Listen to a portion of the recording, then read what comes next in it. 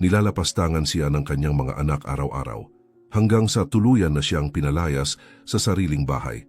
Ngunit nang madiskubre nilang nanalo siya sa loterya, lubos na nagbago ang ugali ng kanyang mga anak. Kaya naman, si Gregorio ay may 70 taon at ang kanyang araw-araw ay puno ng katahimikan at kakulangan ng pagmamahal sa sariling tahanan. Kasama niyang naninirahan ng 2 anak na sina Amador at Cecilia. Ang panganay na si Amador ay laging nagpapakita ng mainit na ulo at kawalan ng pasensya. Para sa kanya, bawat kilos ng ama ay dahilan para batikusin. Si Cecilia naman ay tila mas mahinahon, ngunit sa kaloob-looban ay kapareho rin ng pananaw ng kapatid. Itinuring nilang pabigat ang kanilang ama. Gayunman si Gregorio ay pilit na nagpapanatili ng kaunting pagkakaisa kahit madalas ay hindi siya pinapansin. Kinabukasan ng umagang iyon, maingat niyang itinago sa bulsa ang isang tiket ng loterya, isang gawi na matagal na niyang ginagawa sa loob ng mga dekada. Habang nakaupo sa mesa para mag-almusal, ngumiti siya at ibinahagi sa mga anak na pinili niya ang mga numero na mahalaga sa kanya. Ang mga parehong numero na lagi niyang tinatayaan simula nang pumanaw ang kanyang asawang si Milagros. Napabuntong hininga ng malakas si Amador at marahas na sumagot, "Tay, tama na ang kahibangang iyan. Ginagastos niyo ang kakaunting pera sa walang kabuluhan. Hindi kayo mananalo. Hindi ganyan ang buhay." Yumuko si Gregorio, pinipilit na huwag masaktan, at ipinaliwanag na ang simpleng gawin na iyon ay nagbibigay sa kanya ng pag-asa, ngunit agad siyang pinutol ng anak na nagsabing, ang pag-asa ay hindi nakakapagbayad ng mga gastusin. Sinubukan ni Cecilia na pagaanin ng sitwasyon, ngunit malinaw rin ang kanyang opinyon. Siguro tama si Amador. Hindi sulit ang pagpupumilit sa bagay na puro pagkadismaya lang ang dulot. Buwan-buwan na lang ay walang saysay ang ginagastos niyo. Napabuntong hininga si Gregorio at mahina ang tinig ng sumagot. Hindi niyo nauunawaan, kaunting pera lang ito. Ito ang paraan kong maramdaman na baka magkaroon pa rin ako ng swerte. Napakarami nang nawala sa akin at ito ang nagbibigay sa akin ng paniniwala na may mabuti pang pwedeng mangyari. Walang nakinig sa kanya at agad na nagpalit ng usapan ng magkapatid, iniwan ng matanda sa katahimikan. Ang bahay na kanilang tinitirhan ay puno ng alaala. Si Gregorio mismo ang nagtayo nito noong kabataan niya sa pamamagitan ng pagsusumikap at pagtatrabaho araw at gabi para matustusan ang pamilya. Bawat pader at bawat kasangkapan ay may kwento. Ngunit ngayon, pakiramdam niya ay isa na lamang siyang hindi kanais-nais na bisita roon. Ang mga anak niya ang kumikilos na parang sila ang tunay na may-ari. Nag-aayos ng mga silid at nagdedesisyon sa lahat ng bagay, hindi kailanman kinikilala ang nakaraan ng sakripisyo ng ama. Habang tanghalian, sinubukan ni Gregorio na magkwento tungkol kay Milagros. Ngayong araw naalala ko kung paano gumagawa ang nanay niyo ng mga nilagang paborito ninyo. Ilang oras siyang nasa kusina, ngunit lagi siyang nakangiti. Tinaas lang ni Amador ang ulo mula sa plato para sumagot. Tay, tigilan niyo na ang mga alaala. Matagal nang wala si nanay, walang saysay na paulit-ulit niyo pa siyang binabanggit. Si Cecilia, na sana'y maaring pumabor sa ama, ay simpleng kumalikot sa pagkain at nagsabi, "Huwag na nating pag-usapan iyan ngayon. Walang naitutulong iyan." Muling natahimik ang matanda. Ramdam ang kawalan na hindi kayang itago ng kahit busog na tiyan. Bago tayo magpatuloy, may espesyal kaming pakiusap. Ibinabahagi namin ang mga kwentong ito ng libre at para magpatuloy, hinihiling namin na mag-iwan kayo ng like at mag-subscribe. Ikomento rin ang pangalan ng inyong lungsod habang pinapanood ang kwentong ito. Maraming salamat at itutuloy na natin. Pagsapit ng gabi habang kinokolekta ni Gregorio ang mga damit sa sampayan, narinig niyang muli ang isa pang puna ni Amador mula sa loob ng bahay. Hindi na siya dapat nakikitira dito. Sobra na ang ginagawa natin para sa kanya. Nabubuhay siya sa gastos natin tapos nagpipilit pa sa loterya at mga lumang alaala. Sumang-ayon si Cecilia, ngunit mas maingat ang tono. Oo, alam ko, mahirap din siyang pakisamahan. Lagi na lang may reklamo o kwento ng nakaraan. Mabigat din yun para sa atin. Tahimik na bumalik si Gregorio sa loob na parang hindi nila napansin ang kanyang presensya. Nagpanggap siyang walang narinig. Itinabi ang mga nakatiklop na damit at pumasok sa kwarto, kung saan lagi niyang tinitingnan ang lumang larawan ni Milagros. Mahina siyang bumulong na para bang kinakausap ito. Kung nandito ka lang, iba sana ang lahat. Hindi nila kayang makita ako bilang ama, puro pabigat lang. Maya-maya, matapos ang hapunan, nagsama ang mga anak sa sala habang si Gregorio ay nakahiga na. Si Amador ang naunang nagsalita. Hindi na pwede ang ganito. Sinusuffocate na tayo ng tatay. Kailangan na itong ayusin. Nagdalawang isip si Cecilia ngunit kalaunan ay sumang-ayon. Oo, hindi na rin ako nakakatiis. Baka panahon na para seryosong kausapin siya. Hindi natin kayang ganito palagi. Diretsahan si Amador. Tama, bukas o sa makalawa kailangan na nating ipaalam sa kanya na hindi na pwede. Kung gusto mo, pwede nating imungkahi ang isang bahay ampunan. Doon, may mag-aalaga sa kanya kasi kami, hindi na. Napabuntong hininga si Cecilia. Halatang may alinlangan pero pumayag din. Samantala si Gregorio mag-isa sa kanyang kwarto ay walang kamalay-malay sa desisyong ginagawa ng kanyang mga anak. Nakatulog siyang umaasang baka bukas ay mas maayos ang pakikitungo nila. Baka handa silang makinig sa kanyang mga kwento nang hindi mainit ang ulo. Ngunit ang katotohanan, sa mismong sandaling iyon, ay pinagpaplanuhan na nilang tanggalin siya sa kanilang buhay. Itinuturing ang kanyang presensya hindi bilang bahagi ng pamilya, kundi bilang pasanin na nais nilang alisin. Kinabukasan ng umaga, mas maagang bumangon si Gregorio kaysa dati. Mabigat ang kanyang pakiramdam dahil sariwa pa ang masasakit na salita ng mga anak kagabi, ngunit pinili pa rin niyang ipagpatuloy ang ritual na suriin ang mga numero ng loterya. Umupo siya sa mesa, hawak ang dyaryo at nanginginig na mga kamay na may hawak ng tiket. Habang binabasa niya ang resulta, unti-unti siyang nawalan ng hininga. Bawat numero ay tugma sa mga numero niyang laging tinatayaan, mga numerong puno ng alaala kay Milagros at sa pamilyang minsan ay buo. Nang matapos ang pagsusuri, hindi na niya napigilan ang emosyon. Nanalo ako, 50 milyon. Pagkatapos ng napakaraming taon, totoong nanalo ako. Namumungay ang kanyang mga mata, hindi lang dahil sa biglaang saya, kundi pati sa bigat ng lahat ng pang-aaping tiniis niya. Naalala niya ang mga pagkakataong inaakusahan siya ni Amador ng pagsasayang ng pera at ang mga beses na sinasabihan siya ni Cecilia na siya ay nabubuhay sa ilusyon. Sa unang pagkakataon, nasa panig na niya ang kapalaran. Habang humihinga ng malalim, inisip niya ang magiging reaksyon ng mga anak. Naisip niyang sabihin na agad, ngunit mas pinili niyang hintayin ang tamang oras. Mamayang gabi ko sasabihin sa kanila, gusto kong makita ang gulat sa kanilang mga mata kapag malaman nilang ang matandang walang halaga na ito ay hindi lamang tumama, kundi ngayon ay may malaking yaman. Umusbong ang bahagyang ngiti ngunit agad itong naputol nang marinig ang malamig na tinig ni Amador mula sa sala. Tatay, halika rito. Kailangan nating mag-usap. Dahan-dahang tumayo si Gregorio, patuloy na inaalagaan ang tiket sa kanyang bulsa. At naglakad patungo sa sala, kung saan nakaupo ang dalawang anak na seryoso ang mga mukha. Si Amador ang nagsimula, walang paligoy-ligoy.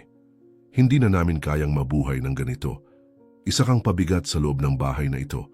Palagi kang nagrereklamo, laging bumabalik sa nakaraan at inuubos ang pera sa loto. Hindi na maaari. Sinikap ni Cecilia na gawing mas banayad ang pananalita, ngunit masakit pa rin ang dating. Matagal naming pinag-isipan, tatay. Marahil mas mabuti para sa lahat kung pupunta ka sa bahay ampunan. Doon may mag-aalaga sa iyo at hindi na tayo magkakaroon ng mga pagtatalo. Nanlaki ang mga mata ni Gregorio, hindi makapaniwala sa narinig. Huminga siya ng malalim at sumagot ng nanginginig ang tinig. Kaya ko pa ring makatulong. Marunong pa akong magluto, mag-alaga ng bahay at kaya ko pang magbigay ng kaunting ambag. Ngunit hindi siya binigyan ng puwang ni Amador. Wala nang saysay, tatay. Ayaw na namin. Kailangan mong maintindihan na tapos na ang panahon, hayaan mo na kaming mamuhay ng payapa. Tumingin si Gregorio kay Cecilia na may pag-asang may awa pa ito, ngunit umiwas lang ang anak na babae. Hindi rin ito madali para sa amin, pero hindi na namin kaya. Kailangan mong tanggapin. Para bang naglaho ang lupa sa ilalim ng kanyang mga paa. Nanahimik siya, wala nang lakas para ipilit. Malaki ang kanyang pagkadismaya, ngunit may isang bagay na mas matibay na bumabalot sa kanyang dignidad, ang sikreto sa kanyang bulsa. Sige, aalis ako. Ayokong maging sagabal sa buhay ninyo, sabi niya habang hirap na bumangon. Pumunta siya sa kwarto, kinuha ang maliit na maleta at inilagay ang ilang damit at personal na gamit. Bago umalis, tumingin siya ng huling beses sa bahay na itinayo niya ng may matinding sakripisyo. Wala ni isa sa mga anak ang sumubok na pigilan siya o nagpakita ng pagsisisi. Pinanood lamang nila siya ng tahimik na parabang nakalaya sa pabigat. Nang tumawid siya sa tarangkahan, huminga ng malalim si Gregorio, dama ang mapait na halo ng sakit at kalayaan. Itinataboy nila ako na parang estranghero, ngunit hindi nila alam ang hawak ko rito. Hindi nila alam na nagbago na ang buhay. Naglakad siya sa kalsada ng mabagal, mahigpit na hawak ang maleta. Hinahampas ng hangin ang kanyang mukha habang iniisip niya ang lahat ng pinagdaanan. Lagi akong nagtrabaho para ibigay ang pinakamabuti sa kanila. Ako ang nandoon nang mamatay ang kanilang ina. Ako ang nagpalaki, nagtaguyod, nagsakripisyo. At ngayon tinatrato akong walang silbi. Biglang bumalik sa isip niya si Milagros na parabang naroroon pa rin sa tabi niya upang palakasin siya. Kung nabubuhay ka pa, Milagros, hindi mo hahayaang mangyari ito. Pero hindi ako luluhod, hindi ko ipapakita ang kahinaan, hindi pa nila nararapat malaman. Habang naglalakad, nadaanan niya ang ilang kapitbahay na bumati ng mabilisan. May ilan na tumingin sa kanya ng may awa. Napansin ang kanyang lungkot, ngunit walang lumapit upang kumustahin. Nagpatuloy lamang siya, iniisip kung paanong ang buhay ay maaaring maging malupit at kasabay nito magbigay ng hindi inaasahang biyaya. Sa loob niya naramdaman ang apoy ng dignidad na muling pinasiklab ng kanyang panalo. Hindi ko ito sasayangin. Hindi ako magiging taong magyayabang. Gusto ko lamang ng tahimik at maayos na buhay. At higit sa lahat, gusto kong gamitin ito para sa mas mahalaga. Pagkaraan ng ilang block, huminto siya sa harap ng isang bangko. Tumitig siya sa pinto na parang iyon ang simula ng panibagong kabanata. Hinawakan ng mahigpit ang tiket sa bulsa at bumulong sa sarili. Dito magsisimula ang lahat. Itinaboy nila ako na parang pabigat, pero ngayon makukuha ko ang patunay na hindi ako kailanman naging walang silbi. May pagkakataon na akong mabuhay ng totoo. Sa matatag na hakbang, pumasok siya sa bangko, dama ang mabilis na tibok ng puso. Lumipas ang ilang araw mula nang lumabas si Gregorio sa kanilang bahay na nakayuko, ngunit determinado na hindi yumuko sa pagtanggi ng kanyang mga anak. Gamit ang bahagi ng pera na hawak na niya ngayon, bumili siya ng bagong tahanan sa isang tahimik na baryo. Ang bahay ay hindi marangya at hindi kapansin-pansin, ngunit ito ay malinis, maluwang at may maliit na hardin sa harapan. Pagpasok niya dala ang kaunting gamit, tumingin siya sa paligid at bumulong. Dito ako makakapagsimula muli. Hindi ko kailangan ng marami, sapat na ang kapayapaan. Maingat niyang inayos ang mga bagong biling kasangkapan. Isang mesa na gawa sa kahoy, 2 upuan, isang matibay na kama, isang simpleng aparador at maliit na kalan. Iniiwasan niyang sumobra dahil hindi niya nais mamuhay na puno ng bagay na walang tunay na halaga. Araw-araw ay inaangkop niya ang kanyang bagong ritmo. Sa umaga, naghahanda siya ng mainit na kape at tinapay, umuupo sa mesa at tahimik na nagpapasalamat na may sapat siyang pagkain at kapayapaan. Pagkatapos ay lalakad siya sa mga kalye ng baryo, pinagmamasdan ng mga kapitbahay na nag-aalaga ng kanilang tahanan.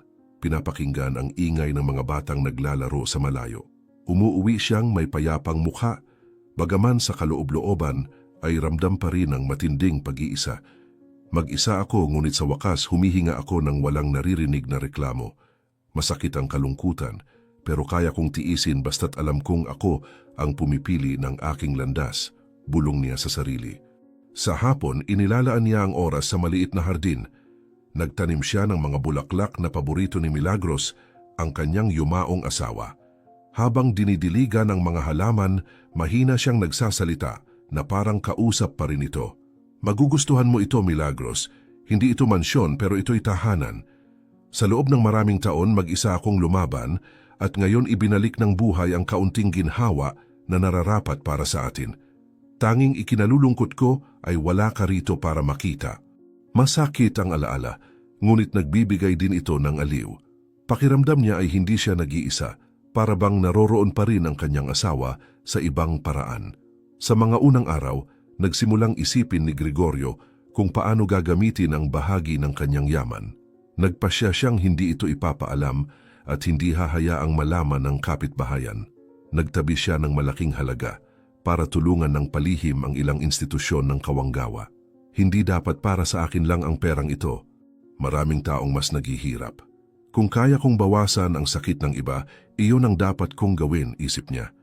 Nanatili itong lihim dahil alam niyang kapag nalaman ng kanyang mga anak, makikita lang nila ito bilang dahilan ng panibagong puna o interes. Habang si Gregorio ay nag-aangkop sa bagong buhay, nanatili sina Amador at Cecilia sa lumang bahay. Kumbinsido na sa wakas ay nakamtan nila ang kapayapaan nang wala ang presensya ng kanilang ama. Ngunit agad nilang napansin na nagsimulang mag-ipon ang mga bayarin. Kahit hindi maluho, si Gregorio ay tumutulong pa rin noon sa maliliit na gastos ng bahay habang nakatira kasama nila. Nang mawala ang tulong na iyon, ang bigat ng pinansyal na pasanin ay tuluyang bumagsak sa kanilang dalawa. Sa isang gabi ng pagtatalo, nagsalita si Amador ng may pagkainip. Tingnan mo kung gaano kahirap ngayon na wala na ang matanda rito. Alam ko na may silbi pa rin siya kahit papaano, kahit na lang sa pagbabayad ng mga bayarin. Sumagot si Cecilia na pilit tinatago ang inis. Hiniling natin na umalis siya dahil hindi na natin kaya, hindi dahil sa pera. Kailangan na lang nating humanap ng paraan. At sa totoo lang, palagi naman siyang nag-aaksaya sa loto. Hindi siya tunay na nakatulong. Tumawa si Amador ng may pangungutya. Yung katawa-tawang bisyo niya sa pagtaya. Lagi kong iniisip na dahilan lang iyon para gumastos. Naniniwala siyang darating ang araw na mananalo siya. Nakakatawa pang ang isipin kasi wala namang nanalo dito sa atin ng ganon.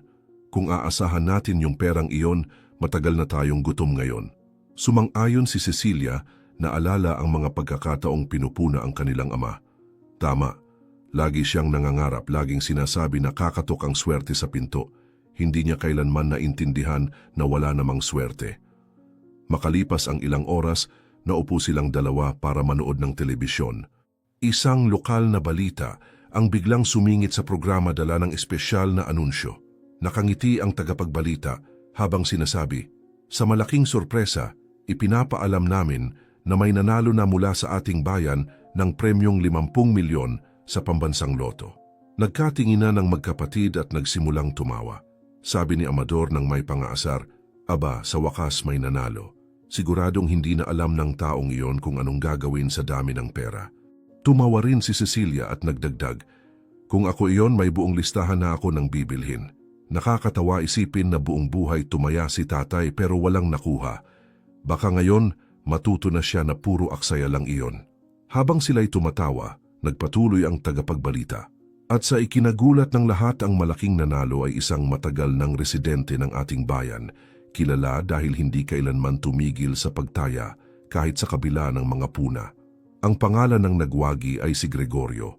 Sa mismong sandali, biglang nawala ang kanilang halakhak. Nanlaki ang mga mata ni Amador at sumigaw, "Ano? Imposible. Ang matandang yon ang nanalo ng 50 milyon at hindi man lang sinabi sa atin." Napakapit si Cecilia sa bibig, gulat na gulat at pabulong na nagsabi, "Hindi ako makapaniwala, totoo pala." Pagkatapos ng lahat ng sinabi natin, pagkatapos ng lahat ng pagtawag natin sa kanya na hangal, siya pala ang nanalo. Napuno ng katahimikan ang sala sa loob ng ilang segundo. Tumayo si Amador na galit, naglalakad pa ikot-ikot. Hindi ito katanggap-tanggap, itinago niya ito sa atin. Dapat atin din ang perang iyon, mga anak naman tayo niya. Si Cecilia, pilit pa ring nagtatatag ng isip, nagsalita ng may pagkalkula. Mas mabuting huwag tayong magpadalos-dalos. Kailangan nating mag-isip. May 50 milyon siya ngayon. Hindi natin dapat sayangin ang pagkakataon.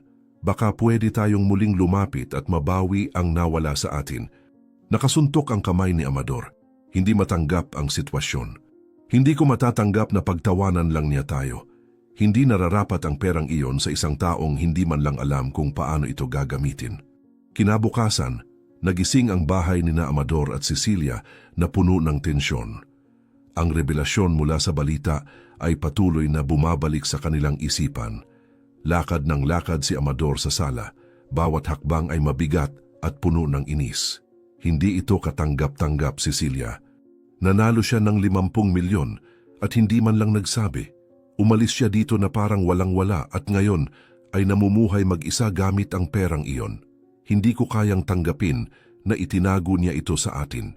Pilit pinapakalma ng kapatid ang sarili. Ngunit baka sa kanyang mga mata ang pagkabalisa. Hindi makakatulong ang pagsigaw. Kailangan nating mag-isip. Ito ang pagkakataon para baguhin ang sitwasyon. Kung magiging matalino tayo, maaari tayong lumapit muli sa kanya, makuha ang tiwala niya, at masiguro ang kinabukasan natin. Napabuntong hininga si Amador sa galit ngunit nakinig. At paano mo balak gawin iyon? Hindi niya basta-basta ibibigay ang lahat ng pera dahil ngumiti lang tayo sa kanya. Sumagot si Cecilia ng matatag. Kaya nga dahan-dahan tayong kikilos. Kailangan nating ipakita na may pagmamahal at malasakit na parang miss natin siya. Matanda na siya, madaling maantig. Ang kailangan lang ay malaman kung saan siya nakatira ngayon. Gumugol sila ng ilang oras sa umaga, kakaisip kung paano hanggang sa makakuha si Amador ng impormasyon mula sa kakilala tungkol sa bagong tirahan ni Gregorio. Sa parehong araw, naghanda sila ng isang basket na may cake, kape at ilang tinapay para magmukhang maalalahaning mga anak. Nang dumating sila, kumatok sila sa pinto na may pilit ng ngiti ng lambing. Binuksan ni Gregorio, nagulat na makita sila roon. "Anong ginagawa ninyo rito?" tanong niya ng pigil ang boses. Agad lumapit si Cecilia at iniabot ang basket. "Dumating kami para bumisita, tatay. Miss ka namin, kaya nagdala kami ng almusal para pagsaluhan. Naisip naming masarap din na magkasama ulit." Tinitigan sila ni Gregorio, sinusuri ang bawat kilos at dahan-dahang sumagot. "Miss ninyo ako? Pagkatapos ninyo akong paalisin ng ganoong paraan?" Si Amador halatang nahihiya, pinilit ngumiti. "Mali iyon, tatay. Pagod lang kami noon pero nag-isip kami at gusto naming magkasundo ulit." Nag-alinlangan si Gregorio ngunit binuksan ang pinto. "Sige, pasok kayo. Kung nandito na rin kayo, magkape tayo." Naupo sila sa simpleng mesa ng bahay at agad na nagsimulang magbigay ng papuri si Cecilia. "Ang ganda ng bahay mo, tatay. Nakita kong maayos mong naasikaso ang sarili mo. Natutuwa kami para sa iyo." Ibinuhos ni Gregorio ang kape at sumagot ng walang pagmamadali. "Hindi ko kailangan ng marami. Ang sapat lang para mamuhay ng payapa ay tama na. At sa kabila ng iniisip ninyo, palagi kong kaya ang alagaan ang sarili ko." Pilit tinatago ni Amador ang pagkabalisa, ngunit hindi nakapagpigil at nagsabi, "Gusto naming bawiin ang oras na nawala, tatay. Kalimutan mo na ang nangyari. Ngayon gusto naming maging mas malapit." Tumango lamang si Gregorio, walang ipinakitang emosyon. Sa mga sumunod na araw, naging madalas ang kanilang pagbisita. Dumadating sina Amador at Cecilia na may dalang cake, prutas o tinapay. Palaging sinasabing simpleng tanda lang ng pagmamahal. Inaanyayahan nila ang ama na lumabas, kumain sa labas o maglakad-lakad sa bayan. "Tay, kami ang taya ngayon, huwag ka nang mag-alala," malumanay na sabi ni Cecilia. Ngunit si Gregorio na nanatiling matatag ay palaging sinisiguradong babayaran niya kahit man lang ang sarili niyang bahagi. "Ayokong gumastos kayo para sa akin. Kaya kong tustusan ang sarili ko. Kung kakain tayo sa labas, kanya-kanyang bayad." Nagkakatinginan ang magkapatid, kunwaring tanggap, pero sa loob-loob nila ay nainis sila sa ugali ng kanilang ama. Sa bawat pagbisita, palihim na bumubulong si Amador sa kapatid kapag silang dalawa lang. Inosente siya, nahuhulog sa bitag natin. Nagpapakita tayo ng kabaitan, nagdadala ng mumurahing regalo at naniniwala siyang nagmamalasakit tayo. Hindi magtatagal at makukuha natin ang gusto natin. Sumasang-ayon si Cecilia, ngunit nagpapaalala, "Huwag tayong magmadali. Kailangan pa rin nating ipakita ang atensyon. Huwag munang banggitin ang tungkol sa pera. Dapat paniwalaan niya na totoo ang aming malasakit." Ngunit hindi kasing inosente ng akala nila si Gregorio. Bawat kilos at bawat salita ng mga anak ay maingat niyang pinagmamasdan. Alam niyang may nakatagong interes, ngunit pinili niyang huwag muna silang harapin. Tahimik siyang nag-isip. Akala nila nalilinlang nila ako. Hindi nila alam na nakikita ko ang bawat galaw, bawat tingin. Pero maghihintay ako. Gusto kong malaman hanggang saan sila aabot. Isang hapon, habang magkasama silang naglalakad, nagsalita si Amador na parang kaswal lang, "Tay, Masarap kayong makita na masaya ng ganito. Hindi ko akalaing makakasanay kayo agad na mag-isa.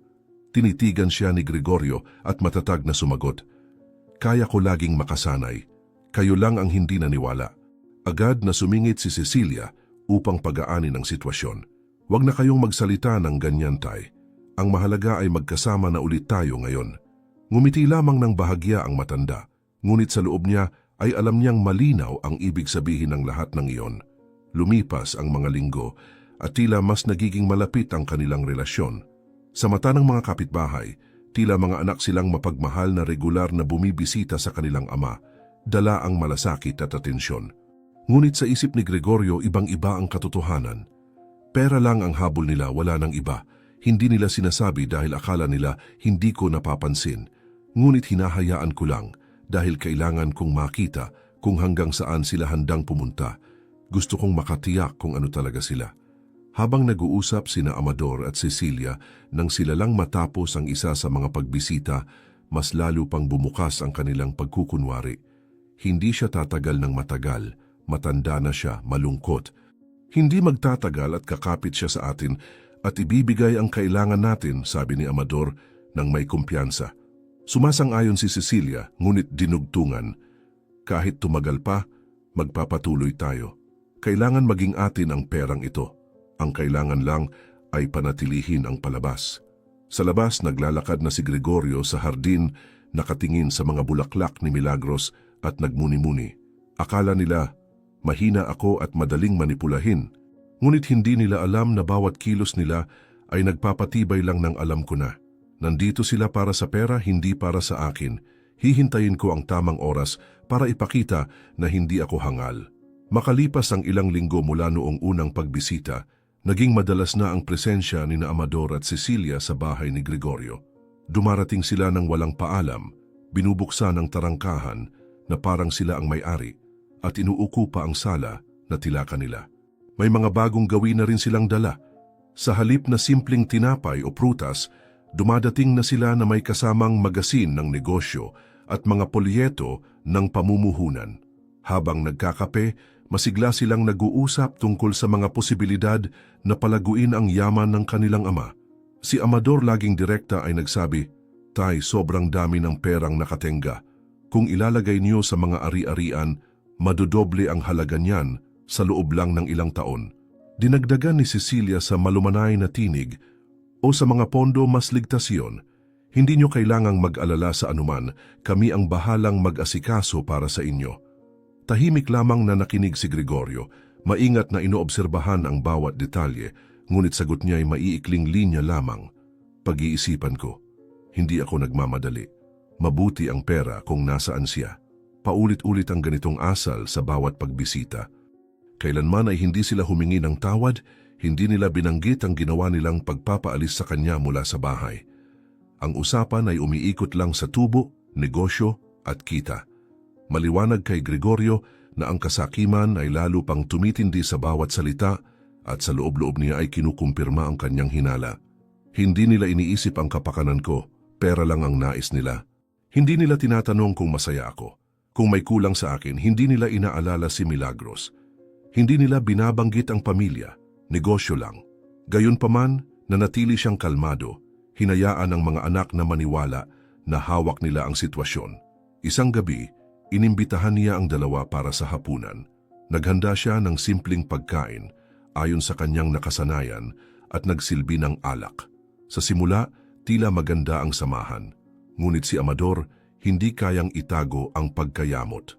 Matapos ang ilang usapan tungkol sa pamumuhunan, ibinagsak niya ang baso sa mesa at marahas na sinabi, Tay, dapat kilalanin niyo kung sino ang nandito para sa inyo sa lahat ng oras. Kami ang nag-alaga sa inyo, kahit sa kabila ng lahat ng hirap. Makatarungan lang na bigyan niyo kami ng bahagi ng perang iyan ngayon. Tinitigan siya ni Gregorio, hindi tinaasan ang boses, at nagtanong, Nag-alaga kayo sa akin, iyan ba ang alaala niyo sa ginawa niyo? Agad na sumingit si Cecilia upang pakalmahin ang sitwasyon. Hindi ganon, Tay. Ang ibig sabihin ng kapatid ko ay may obligasyon tayong magkakasama. Pamilya tayo at dapat lang na ibahagi niyo ng kaunti ang swerte ninyo sa mga laging nandito. Ibinaba ni Gregorio ang kubyertos at malalim na huminga. Laging nandito. Nang mawala ang nanay niyo, ako ang naiwan para palakihin kayong dalawa. Nagtrabaho ako ng walang tigil, ibinigay ko ang lahat ng kaya kong ibigay. At nang tumanda ako, nang ako naman ang nangailangan ng suporta, ano ang tinanggap ko? Pinalayas ninyo ako mula sa sariling bahay na parang ako'y isang estranghero. Sinabi ninyo na ako'y pabigat, na hindi nyo na matiis na makasama ako. Ang bilis niyong nakalimot? Sinubukan ni Amador na magpaliwanag. Mainit lang ang ulo namin noon. Lagi kayong mahirap pakisamahan, hindi niyo tinatanggap ang mga payo namin. Umiling si Gregorio. Payo? Ang tinatawag niyong payo ay panlilibak. Pinagtatawanan niyo ako kapag tumataya ako sa loterya. Sinasabi niyo na hindi ako susuwertihin kailanman. At nang sa wakas ay swertihin ako, pinili kong huwag sabihin dahil alam kong ganyan mismo ang magiging reaksyon. Interes, paghahabol at mga hinihingi. Nabalot ng katahimikan ang mesa sa ilang sandali. Pagkatapos ay nagpatuloy si Gregorio. Gusto kong maging malinaw na hindi ko kayo bibigyan ng kahit ano. Ang tanging makukuha ninyo mula sa akin ay ang lumang bahay na tinirhan natin noon. Kahit pinalayas ninyo ako, ang bahay na iyon ay mananatiling bahagi ng alaala ng ating pamilya at iyon ang maiiwan sa inyo kapag ako'y nawala. Ngunit ang pera, lahat ng natitira, ay mapupunta sa mga tunay na nangangailangan. Napagdesisyonan ko nang ibigay ito sa mga institusyon ng Kawanggawa. Hindi ko hahayaang gamitin ang perang ito para palakasin ang kasakiman ninyo. Cecilia na palaking mata, nagulat. Idodonate ninyo ang lahat at iiwan kaming walang-wala. Iyan ay kalupitan, tatay. Kami ang mga anak ninyo. Malakas na pinukpok ni Amador ang mesa, namumula sa galit. Iyan ay pagtataksil. Pagkatapos ng lahat ng pinagdaanan natin, tatalikuran ninyo kami? Nanatiling kalmado si Gregorio, bagaman halatang masakit para sa kanya. Hindi ito kalupitan ni pagtataksil. Ito ay hustisya. Hindi ninyo ako nakita bilang ama noong ako'y nangangailangan. Itinuring ninyo akong pabigat problema. At kahit ganoon, pinayagan kong pumunta kayo rito, bisitahin ako. Alam ninyo kung bakit, sapagkat sa kabila ng lahat, ako pa rin ang inyong ama. Gusto ko lang ng kaunting oras kapiling kayo kahit peke, kahit ang habol ninyo ay pera. Ginawa ko yon dahil sa pagmamahal, hindi dahil naniniwala ako sa inyo. Umalingaw-ngaw ang mga salita sa buong sala, nagbigay ng bigat sa hangin. Biglang tumayo si Amador, tinitigan ng ama nang may matinding galit. Ibig sabihin ba lahat ng oras na ito ay laro lamang? Pinaniwala ninyo kami na may pag-asa, gayong matagal na pala ninyong pinagdesisyunan laban sa amin? Sumagot si Gregorio nang walang pag-aalinlangan. Hindi ito laro, ito ang huli kong pagsubok na makasama ang aking mga anak kahit pansamantala lamang at kahit dahil lang sa interes. Ngunit ngayon malinaw na wala kayong pagsisisi, tanging kasakiman lamang. At pinatutunayan lang nito na tama ang aking pasya. Pinahid ni Cecilia ang luhang umaagos, ngunit halatang puno ng pagkadismaya ang kanyang tinig. Pagsisisihan ninyo ito, tatay. Kami lamang ang inyong pamilya. Wala nang ibang mananatili sa tabi ninyo kapag lalo pa kayong tumanda. Tinitigan siya ni Gregorio at matatag na sinabi, mas pipiliin kong tumanda ng mag-isa kaysa mabuhay na napapalibutan ng kasinungalingan. Ang pagmamahal ng isang ama ay matibay, ngunit hindi ito nabibili. Kung sakali mang magbago kayo balang araw, hindi pera ang magiging dahilan para hanapin ninyo ako. Nagtapos ang hapunan sa katahimikan, na may mga pagkaing hindi man lang ginalaw at pusong mabigat. Lumabas sina Amador at Cecilia na puno ng galit, nagbubulungan ng mga paratang laban sa isa't isa. Habang nanatiling nakaupo si Gregorio sa mesa, nakatitig sa baso ng alak na hindi niya ginalaw. Alam niyang hindi maiiwasan ang banggaan na iyon at kailangan nang sabihin ang katotohanan. Masakit, ngunit nagbigay din ito ng ginhawa. Sa wakas ay naipahayag niya ang kanyang pasya at naalis ang mga maskara na ipinilit isuot ng kanyang mga anak. Kinabukasan matapos ang mabigat na hapunan, nagising sina Amador at Cecilia na puno ng galit. Umiikot pa rin sa kanilang isipan ang usapan sa kanilang ama at pareho silang nagdesisyong hindi nila tatanggapin ang desisyon ng walang laban. Umalis sila ng bahay nang may determinasyon na humanap ng abogado. Sa opisina, detalyado nilang ipinaliwanag ang nangyari, pilit na iginigiit na may karapatan sila sa yaman ng kanilang ama. Galit na pahayag ni Amador, Hindi niya pwedeng ipamigay lahat sa mga estranghero at iwan ang sariling pamilya. Kami ang mga anak niya, dapat kami ang tumanggap ng mana habang siya'y nabubuhay pa. Dagdag ni Cecilia, kailangan ninyong humanap ng legal na paraan para matiyak na mapupunta ito sa amin dahil hindi makatarungan na kami makalimutan. Tahimik na nakinig ang abogado at nang matapos sila ay umiling ito na may pagkadismaya. Wala kayong batayan para kwestiyonin ng anuman. Sa kanya ang pera at maaari niyang gawin ang gusto niya rito. Walang batas na nag-uutos na suportahan ng isang ama ang mga anak na nasa hustong gulang, lalo na matapos ninyong itaboy siya. Sa halip na mag-isip ng demanda, mas mabuting pagnilayan ninyo ang kahihiyang nagpatalsik kayo ng sariling ama at ngayon ay pera na lang ang habol. Kung gusto ninyo ng payo ko, subukan ninyong ibalik ang natitirang dignidad.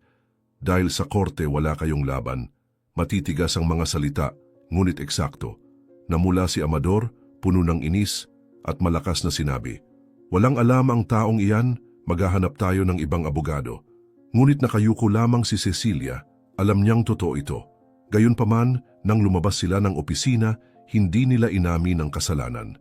Nagpatuloy silang nagtatalo, sinisisi si Gregorio sa lahat. Bulong ni Amador, inilagay niya tayo sa patibong, palagi niyang plano na alisin tayo. Siya ang may sala. Pumayag si Cecilia dala lang ng kanyang pride, ngunit sa loob-loob niya'y ramdam ang kahihiyan. Wala ni isa sa kanilang dalawa ang tunay na nagbago. Nanatiling buhay ang kasakiman at galit. Habang nilalamon ng puot ang mga anak, tahimik na isinusulong ni Gregorio ang kanyang buhay. Ginamit niya ang bahagi ng pera nang hindi nakakaakit ng pansin. Nagsimula siyang bumisita sa mga ampunan at mahihirap na komunidad. Tahimik na nagbibigay ng tulong at donasyon. Hindi nagtagal, nakuha niya ang respeto ng mga simpleng tao na nakakita sa kanya hindi bilang milyonaryo, kundi bilang isang taong may malasakit. Sa pagpasok niya sa isang ampunan na may dalang pagkain at mga bagong damit, narinig niya ang tinig ng isang matandang babae. "Nagbalik kayo ng pag-asa sa marami dito." Ngumiti si Gregorio at mapagkumbabang sumagot, "Ibinabahagi ko lang ang ibinigay ng buhay. Walang dapat magutom o ginawin." Sa mga hapon na nag-iisa siya sa bahay, iniisip pa rin niya ang mga anak. Naupo siya sa beranda, nakatingin sa hardin at mahina niyang sinabi, "Pinili ni na Amador at Cecilia ang landas ng kasakiman. Ibinigay ko ang lahat noong bata pa sila, nagtrabaho hanggang kaya ko upang hindi sila magkulang. Ginawa ko ang lahat bilang ama. Ngayon kung hindi nila ito makita, hindi dahil kulang ang aking pagmamahal, kundi dahil iyon ang pinili nila. Malungkot, ngunit kailangan kong tanggapin." Sa kabila ng sakit, may kapayapaan sa kanyang tinig. Lumipas ang panahon at nakatagpo si Gregorio ng mga bagong kaibigan. Mga simpleng tao na walang maibabalik kundi tapat na samahan ang naging bahagi ng kanyang buhay. Muli siyang natutong ngumiti, maramdaman ang init ng pagtanggap sa mga payak na kwentuhan at sama-samang pagkain. Hindi na siya nag-iisa, kahit pa mabigat ang pagkawala ng mga anak sa ilang sandali. Samantala, nanatiling bihag ng pagsisisi sina Amador at Cecilia. Pinag-uusapan nila sa isa't isa na ang tanging pagkakamali nila ay ang pagpapatalsik sa kanilang ama sa maling araw sa mismong araw na siya ay naging milyonaryo. Ngunit kailanman, hindi nila tunay na pinagnilayan ang kawalan ng utang na loob at ang paghamak na ibinigay nila. Ang pagkadismaya ay sumama sa kanila habang buhay, palaging nagpapaalala ng nawalang yaman at wasak na relasyon. Salamat at umabot ka hanggang dito. Sa mundong maraming sakit ang dumaraan ng tahimik, pinili mong makinig hanggang sa huli. Kung nakagalaw sa iyo ang kwentong ito, iwan mo ang iyong subscription. Nakakatulong iyon para maipagpatuloy namin ang pagdadala ng mga totoong kwento na karapat-dapat marinig. Isulat sa mga komento kung saan ka nanonood at kung maaari, ibahagi ito. Maaring tila maliit, ngunit ang pagpapalaganap ng isang kwento ng pagtatagumpay ay pagpapalaganap din ng pag-asa. Nilalapastangan siya ng kanyang mga anak araw-araw hanggang sa